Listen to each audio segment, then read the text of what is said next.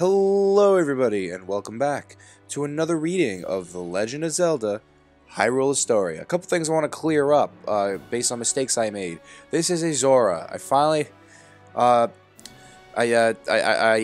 couldn't wait to do this recording session because I really wanted to finally say that on a recording what a Zora is. Oh my god, I always forget the name. I don't know why, but every time I have to mention a Zora, I always forget the name. Alright, that being said, I mentioned that, I knew I was wrong, that this was, saying this was, Darunia. It's not Darunia, this is, don't remember. Well, that's Macau, that's the Zora, that's a spirit in the Zora mask, in Majora's Mask. Not Darunia, but the Great Darmani. Yes, that is Darmani. Okay, so I just want to get that cleared up. Also, I'm sorry if I made enemies with that rant on on people who hate the timeline, but I just always feel I have to share the context. I always feel it's important for me to share that context. So yeah. That being said, where am I getting at? Also, it's like, I also want to add to this point, I don't think I just recently thought of, you know, when it comes to the fact that everyone wants to point out, yeah, but what about this, and what about that, and they have to fill in holes between games. Isn't that like an advantage? That's one criticism I hear the most about the timeline, that, and again, I will stress, even Nintendo in this very book say, look, this is not perfect, we did our best, and I think they did a good job. I said that last time, but to add on to that, I'm also saying the fact that there should be holes in the timeline. There should be chapters in this book that are made just to tie into games. Because some parts of this, if you've never read this with me before or read this book at all, some parts of this timeline here will have like little bridge off points that's not based off a game. But I think that's fantastic. Like last time we read this book in the second read through, I wanted to think about where Hyrule Warriors would be if it made on the timeline.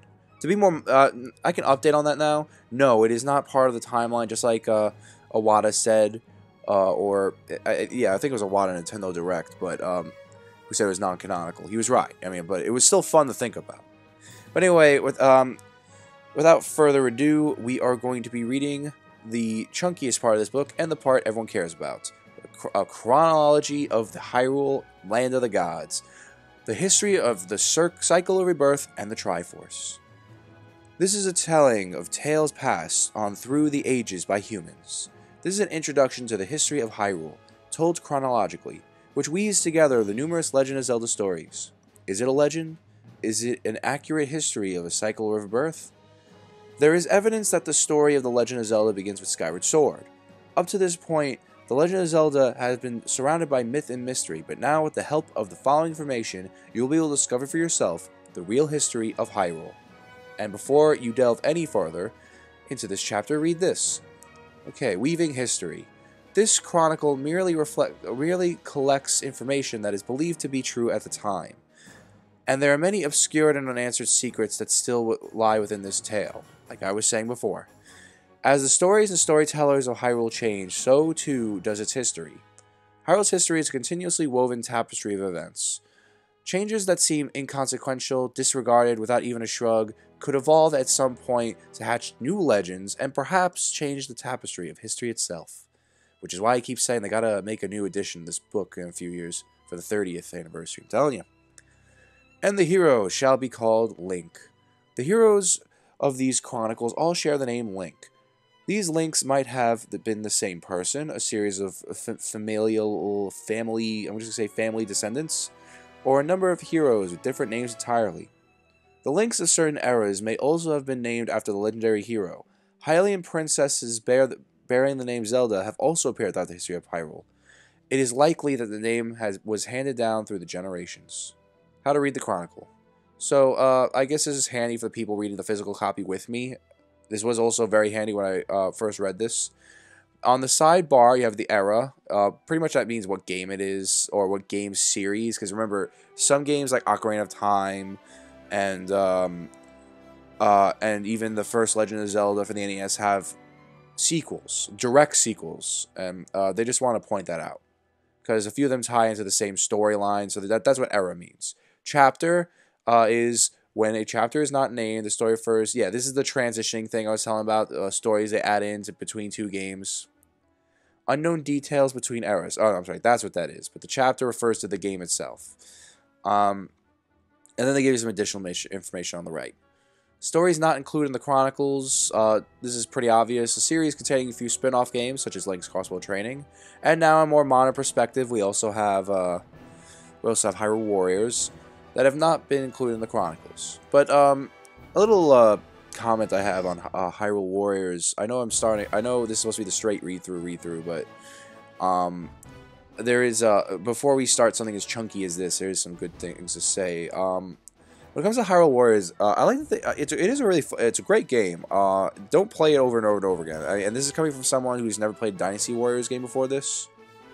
I think it was a good thing though, because my experience of it I think was a lot richer because of that. But that being said,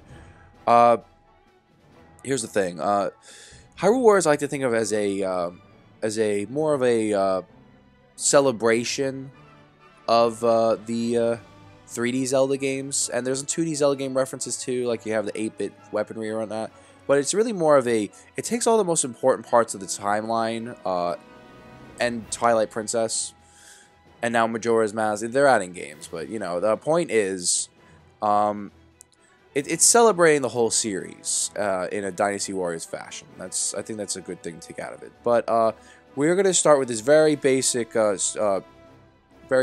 thing here that pretty much is an overview. If you don't want the chunkier version and you just came for this, here you go.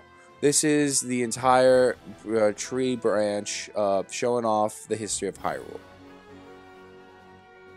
A chronology of the history of Hyrule. The chronology begins with the creation of heaven and earth, immediately followed by the events of Skyward Sword. It splits after Ocarina of Time, with one timeline depicting the events that follow Link's triumph over Ganon, and the other his defeat. The section of the timeline where Link triumphs is further divided into two separate realities: the child era, where Link returns to his original time, and the adult era, where the hero time disappears and Ganondorf is free to return unopposed. The legend of the goddess and the hero. Yeah. Okay, so we start with the creation of land and sky. That's pretty much the three goddesses mentioned in Ocarina of Time. Era of the goddess Hylia, which is Skyward Sword, the ancient battle, and the reincarnation of the goddess Hylia, which is Zelda. Spoiler alert. Again, I guess I should stress this now, that this is most important. There is a ton of spoilers. If you haven't played a game and you care a lot about the story behind it, stop now, because there is a ton of spoilers. I'm going to tell you that right now. Alright. Sky Era, Return to the Surface. Era of Chaos, a sacred realm is sealed. Era of Prosperity, the establishment of Hyrule Kingdom. Traces the Force Era with the Minish Cap. And Four Swords, the resurrection of Vadi. Then there's the Hyrulean Civil War, the Era of a Hero of Time. This is where we'll get into the details later. Ocarina of Time, the Sacred Realm becomes the Dark World. Ganondorf becomes Demon King Ganon. The hero... Alright, so here's where the split. I'm going to start with the defeated time, which is a lot of people are more interested in, especially me, because I like the idea here where Link has to constantly... Because this story basically follows as Link has to bring Hyrule to its former glory, and this actually includes the original Zelda game. So, the decline of the hero of Hyrule and the last hero. The Imprisoning War, the Era of Light and Dark, Link to the Past, the resurrection of Ganon. Oracle of Ages and Oracle of Seasons, the resurrection of Ganon. Golden Era, Link's Awakening. Monarchs of Hyrule use the Triforce. This is where Link Between Worlds is for the 3DS. And then we get to the Era of Decline, the tragedy of Princess Zelda I. Even though, really, there's a lot of Zeldas before this, but, you know, details. Legend of Zelda, Resurrection of Ganon. And the Adventure of Link, the Resurrection of Ganon, is prevented, thus ending this timeline for now. I would like to see more from there, but, you know. I also like to see some games right over here in the Era of Chaos and the Era of Prosperity. And now we're going to go to the two Hero is Triumphant. The child era is the more popular, I would say, of it, even though it's the least amount of games. Mostly because of Majora's Mask and Four Swords, because they were both very cult games in the Zelda series. Because at first they were like black sheep kind of things, but now they have all this great popularity. Twilight Princess is a mixed bag though. The Twilight Realm and the Legacy of the Hero. The Sacred Realm remains protected. So Majora's Mask happens. Demon Thief Ganondorf is executed, which leads us to the Twilight era. Twilight Princess, the Shadow Invasion. The Shadow Era, which leads to the Shadow Era. Four Swords Adventures, the reincarnation of Ganondorf, and the resurrection of Adi. Adult Era, Ganondorf is sealed. Not killed, sealed. The Hero of Winds, a new world. Ganondorf is resurrected. I'd like to see a game on that. Hyrule is sealed and then flooded. Era without a hero. And again, I think that'd be really interesting. A Zelda game where the bad guy wins. It's like they could have done that with Ocarina of Time. I know it's too late for that, but a bad ending would have been pretty cool for that. I think that'd be really interesting for a Zelda game to have a good, bad, or whatever ending. But yeah, it goes to the era of the Great Sea, the Wind Waker. To Phantom Hourglass, which leads us to the era of the Great Voyage. New continent discovered and a new Hyrule Kingdom is founded. And the era of Hyrule's rebirth, which is Spirit Tracks. And this is definitely a section I think can go a lot farther. The adult era is the more happier of the eras. It's also the most cartoony because it has Toon Link in it, or Cat Eye Link as this book refers to it. But yeah, that being said, last time I read this book, I was talking about Hyrule Warriors, like I mentioned before, where it could be. This time, I actually kind of want to think about where the new Zelda U game will be. There's not an official title for it yet. I'm mostly getting this from Game Explain. I'm a big fan of theirs. I highly suggest you guys check them out because they're great. They're really good at what they do. But they did a lot of analysis on the trailers, and this is where I got a lot of the ideas from, because the way they mention how Link's in these plains, Link has this, like, looks like he's settled somewhere. I mean, it's similar to Twilight Princess, where Link's settled. He's a herder, he's just a simple dude, but it's all very open-ended things. But the idea of it seems like Link, with he has Epona, he has all his equipment with him. I mean, that's just trailer stuff, but it's just an interesting idea. And I would like to think that maybe a lot of people like to think it's after Skyward Sword. I also think that, but it's complicated, really. It's always complicated because you never know what the story is. And at the end of the day, Nintendo's the one that says it. And every time a timeline is well, I guess it only happened with Link Between Worlds so far, but everyone got pissed at that. It's like, what? Why'd you put it there? It's so stupid. You should have put it over there. Blah, blah, blah. But yeah, so diddly-dallying here. Where was it? I actually don't remember. Let's see. Yes, I actually think it's after Spirit Tracks. That was it. I can't. It's so stupid. Yeah, a lot of people want to think it's over here in the when everyone's on the ground, they're settling. I like that idea. I really do. And in fact, I think Hyrule Warriors, I said, was between Hourglass and Spirit Tracks. I was mentioning how with the new content discovered, again, I didn't know the story at the time, really. I mean, now that I've seen the story, I know it's not true, but with that in mind, I thought this was a good idea because, there's war, people trying to figure out who had land and whatnot. That's what I thought it would be when we found the new Hyrule Kingdom. But instead of here, I think Zelda U would make sense being over here. Because, Spirit Tracks, we have this new Zelda universe, and mostly because it's peaceful. I guess with that being said, you can also say it could be after here, after the adventure of Link, which could be true. Actually, I'm kind of torn on it now. I never thought of that really.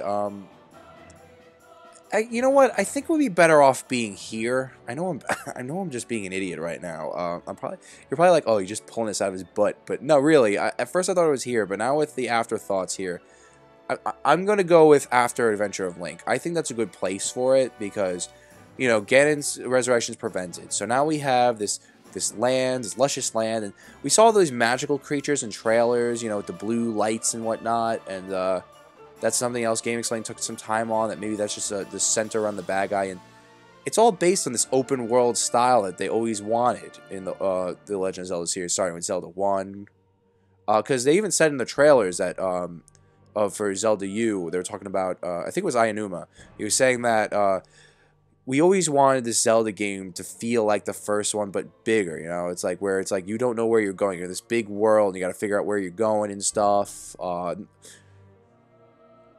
yeah, that's why I think it's really a good idea for it to be here after Legend of the Link, because we have that peaceful setting. It looks very peaceful in the trailers. Again, this is all going off hunches. Don't take me for fact, but you know. Alright, so that should be the last time... excuse me, that should be the last time I say anything, so without further ado, we're going to begin with the story of the creation, the legend of the goddesses and the hero. This world was created by the three goddesses. They did not intend to unite the regions of this world, but instead let the inhabitants have free reign of the land. In this world, the three goddesses left behind the omnipotent Triforce. This is the creation story, and we're beginning. And the chapter is from this is a better way. This is a good time to explain this. Why they have the chapters, just where these story elements come from. So this comes from the Triforce of the Goddesses story from Ocarina of Time. The world created by the goddesses. This world was created by the three goddesses during a time of chaos. Din, the goddess of power, created the land. Nayru, the goddess of wisdom, created order. Faror, the goddess of courage, created the diverse inhabitants. Upon leaving the world, the goddesses left behind the Triforce, the three golden triangles. It is said that any wish the possessor of the Triforce desires will come true. The three goddesses, Din, Nayru, and Faror, each left a crest behind. Each of these symbols, the crest of power, wisdom, and courage, can be found in location relative to its respected goddesses. With the crest of Din, Nayru, and Faror. I am going to stall for a second because I have to plug in my gamepad. I'm like, I got plenty of battery. I'm not going to look like a fool like last time, but you know, darn it. Hit the R button. See what the... This is why I'm a physical copy kind of guy, even with books, because it's like you don't have to plug in your book. Alright, there we have it. Okay. Hope I didn't screw up. Nah, everything's good. Okay. I could have cut that out, but you people hate me already. Might as well... What's the difference if I add this on? The legacy of the gods, the Triforce. The golden goddess departed from the world they created and left the Triforce in care of the goddess Hylia. It is unknown why the Triforce was left behind. The omnipotent Triforce. The Triforce grants wishes to those who touch it. Since the Triforce does not distinguish between good or evil, it allows both good and bad wishes. A strong heart, innate ability, and balance of these three virtues, power, wisdom, and courage, are required to be granted a wish. If one who does not possess the balance of these three virtues touches the Triforce, the three pieces split apart. The finder is left with the piece that personifies what he or she values most. The other two pieces will appear in the hands of two individuals chosen by the will of the goddess. One must reunite three pieces in order to attain true power. The Ancient Battle. Era of the Goddess Hylia. Skyward Sword. Demise. It is said that Demise, the most evil of all evil, who commands enough power to destroy the world, appears in each era and looks different to each person who sees him. His ultimate goal is to obtain the Triforce and take over the land with demonic minions. Let me explain now. I'm going to read these nuggets of information first on the side so people who maybe are new to the series and want to use this as a way of getting into it, so its lore or understand it more. I think the context here is really good. They pick perfect things to put in the sidebar here. I'm going to read these first so when we read it, you know, just so we know. The surface tribes, non-human tribes such as the stone-eating Goron, the cloud barrier, the thick, vast expanse clouds placed between the sky and the land, sealing them away from each other. No one is allowed to pass from one place to the other. The Sheikah tribe, one of the tribes to serve the goddess Hylia. They are blithe individuals chosen by the goddess to watch over the Seal Demon King. This role is passed on from one generation to the next. The goddess Hylia in the ancient battle. During the era of the goddess Hylia, many demons arose in pursuit of the Triforce. The leader, Demise, the demon king, tried to take over the world and grant his evil powers. After a battle against the demonic forces, Hylia gathered the humans who had survived, along with the Triforce, onto a plot of land and sent it into the sky. She positioned a heavy barrier of clouds between the island in the sky and the land below to protect the humans and the Triforce.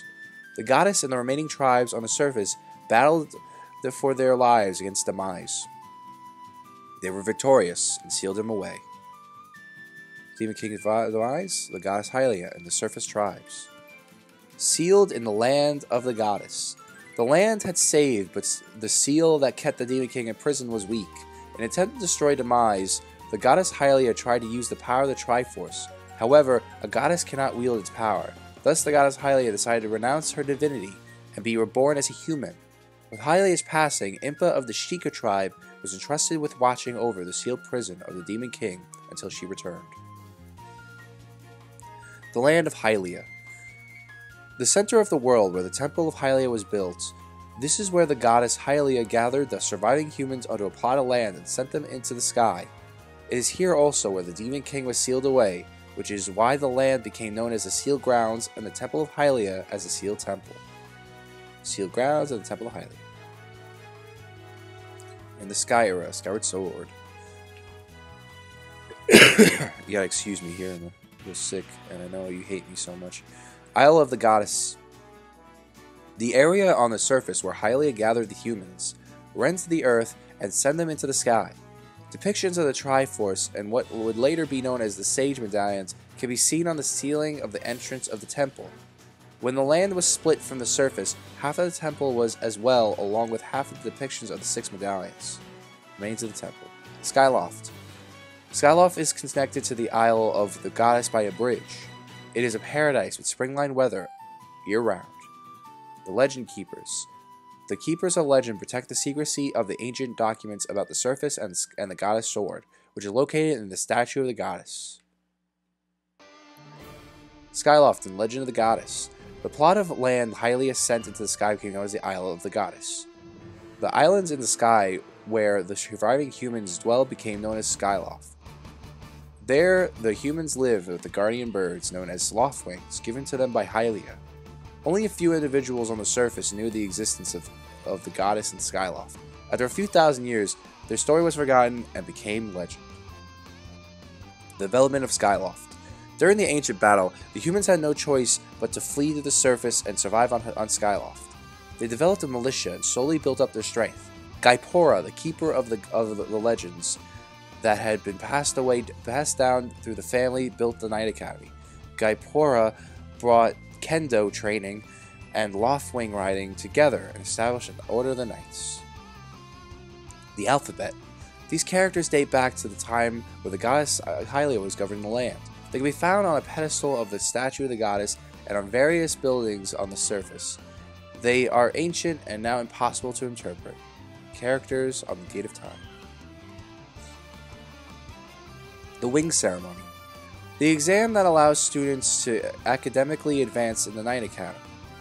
The one who rides their Lothwing skillfully enough to obtain the bird's statuette before the others becomes the champion and advances to their senior year. The Ceremony of the Goddess. The champion of the Wing Ceremony receives the gift of the sailcloth of the individual playing the goddess. The sailcloth is used to end the ritual, when the winner demonstrates their courage by leaping off a precipice and opening the cloth at the last moment to glide safely to the ground. The goddess role is played out just as it always has been since ancient times. This year, the 25th anniversary of the Knight Academy, the sailcloth is given to the champion atop the statue of the goddess. Demon Lord Girahim, a master sorcerer, Girahim or Girahim, whatever, can teleport and summon demons. The goddess Hylia reincarnation. As the seal of demise, the Demon King began to weaken, the human girl was born. That girl was named Zelda, and she was the goddess Hylia reincarnated. Zelda grew up to be a beautiful woman who was chosen to play the role of the goddess for the Wing Ceremony.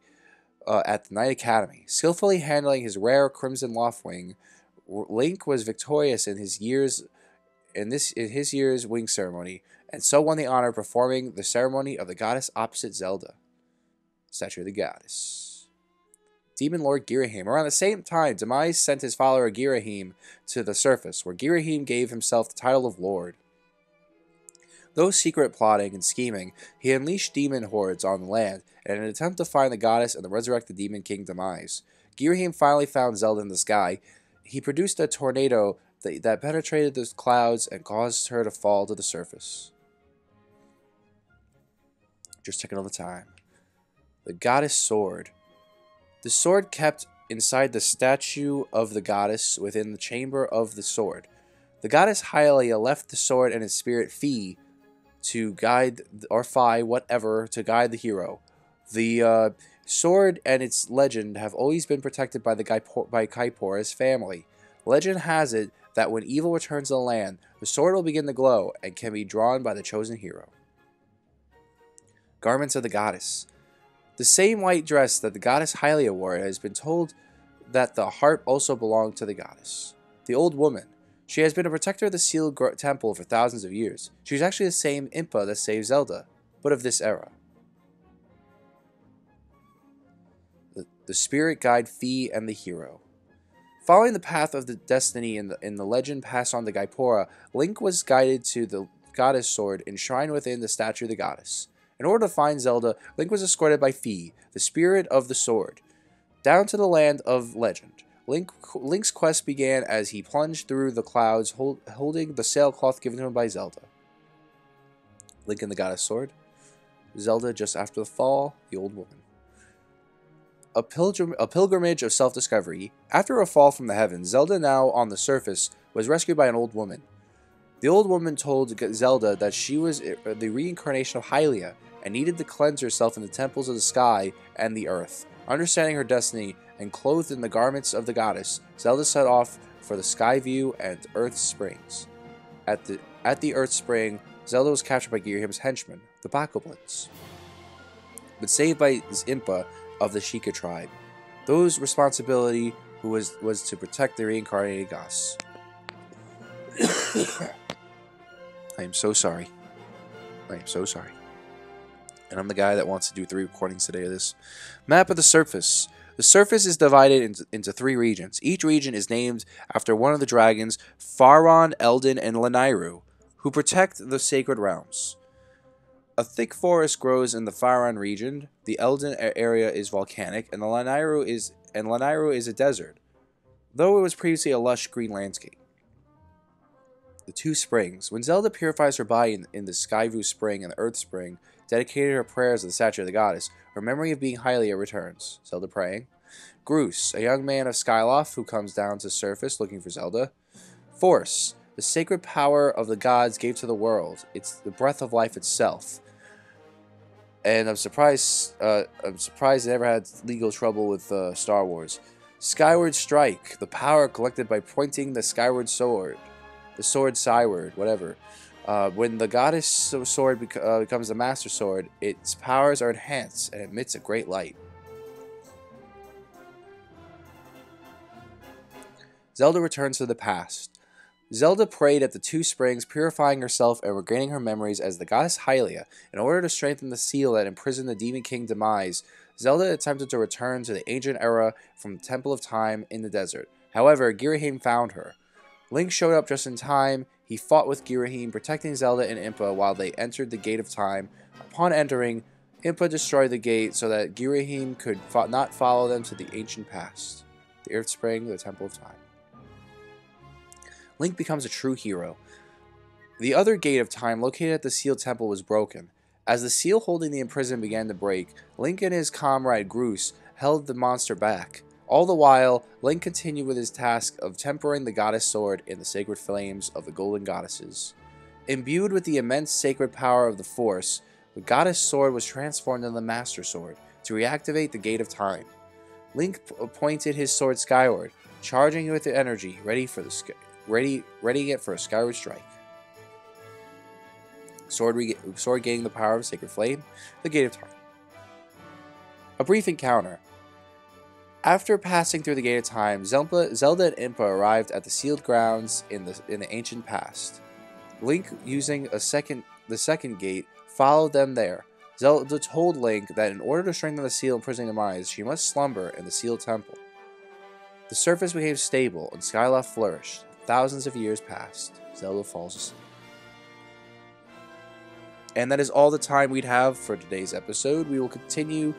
Let me just finish Sky Era here. What am I going to do here? You know what? Never mind. Seawall. I'm going to finish this. I'm so bad. The crest of the Triforce. The proof of the complete power of the Triforce appears on the mark of the back of the hand. The top triangle represents power. The bottom left represents wisdom, and the bottom right represents courage. Once the bearer of the three triangles attains a perfect balance of the attributes they represent, the true power of the Triforce is revealed. Crest of the Triforce.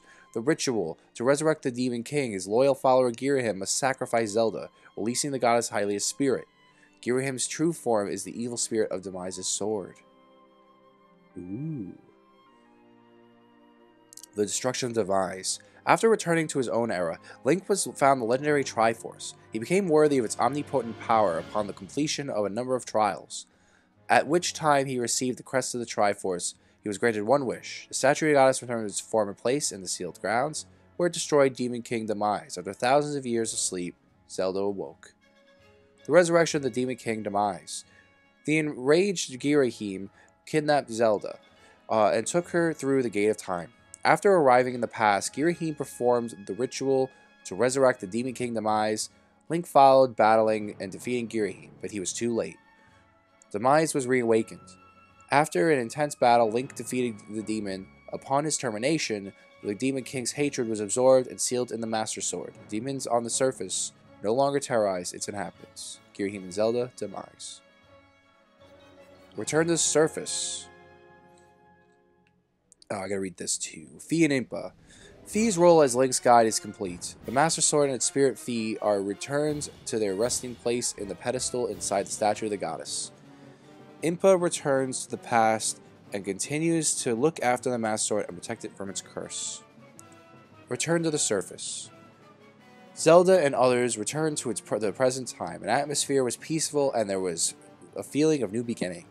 Zelda resolved to live on the surface and protect the Triforce. However, the destruction of Demise was not the end of battle. It was the beginning of a curse, a never-ending cycle of reincarnation of the Demon King, whose hatred for those with the blood of the goddess and the spirit of the hero is everlasting.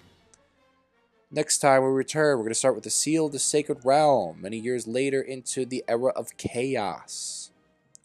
So thank you all so much for watching. I've been Billy, your video game analyzer. Have a good day, good night, whenever you're watching this. And I'll see you next time.